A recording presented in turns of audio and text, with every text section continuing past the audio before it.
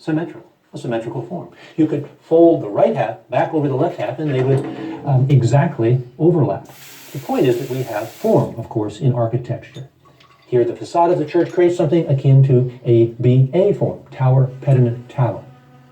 Here now are three scenes of Madonna, Child, and the young St. John the Baptist.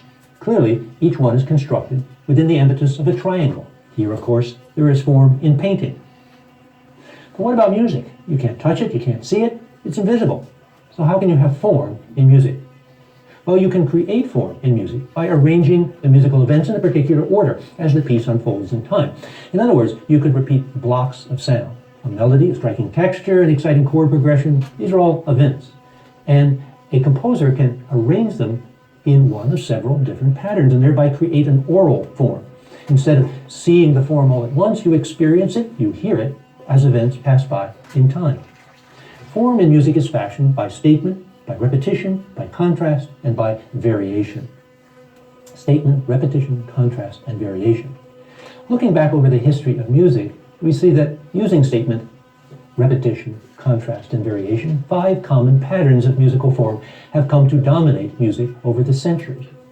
They are, as you can see here on the screen, strophic, binary, ternary, rondo, and theme and variations. There are other forms in music, fugue and sonata allegro among them, and we'll talk about these later on in our course, but for the moment, let's just stick with these 5 basic, very common forms. Let's start with strophic form. If we go all the way back to the very earliest written secular music in Western culture, we come to see the songs of the troubadours and trouvères of the 12th and 13th centuries. Already, at least 800 years ago, musicians were singing songs in strophic form. On the screen here we see a troubadour manuscript. There at the top left, the title, well, it's a little bit faint, but I can read it. Here commence the songs of our Lord, Gautier Angers.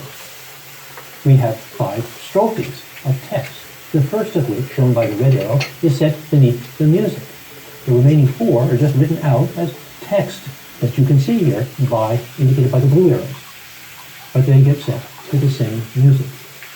Strophic form still works that way today. You have a poem that consists of a succession of strophes or stanzas. These words, strophe and stanzas, are interchangeable. And you set the first strophe to a song, a melody. Then you go on to set the next strophe of your poem, and you put that to the same melody, and so on throughout the remaining strophes or stanzas. So with strophic form, you set a text with many strophes to one and the same music.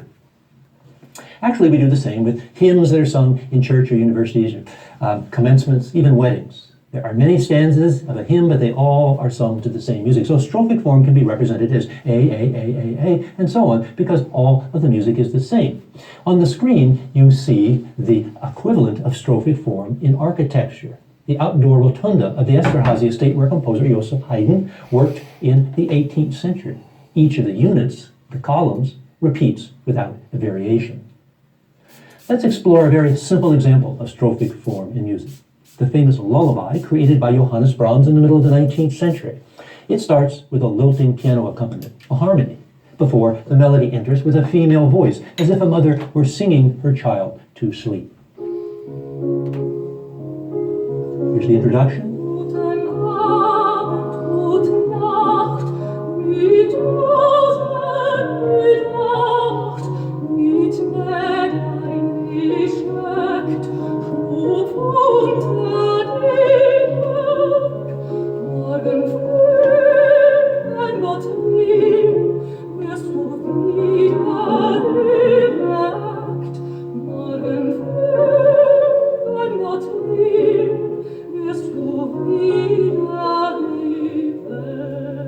End of strophe. Piano introduction again. Second strophe.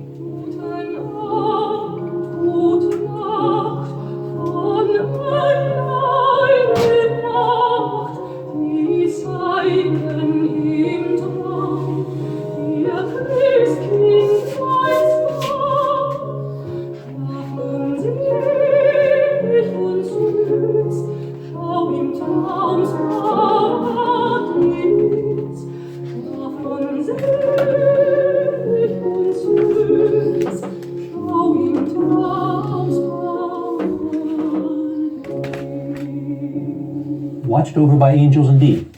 Very beautiful. Surprisingly, although the form goes all the way back to at least the Middle Ages, most pop songs today are still written in strophic form, but often in a slightly more complex version of strophic form. The first part is what we come to call the verse, and the second, the concluding part, the chorus.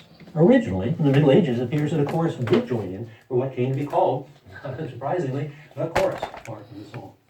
The chorus that ends each strophe is always the same. It's a textual refrain, but the text of each verse is new. Let's see how this works.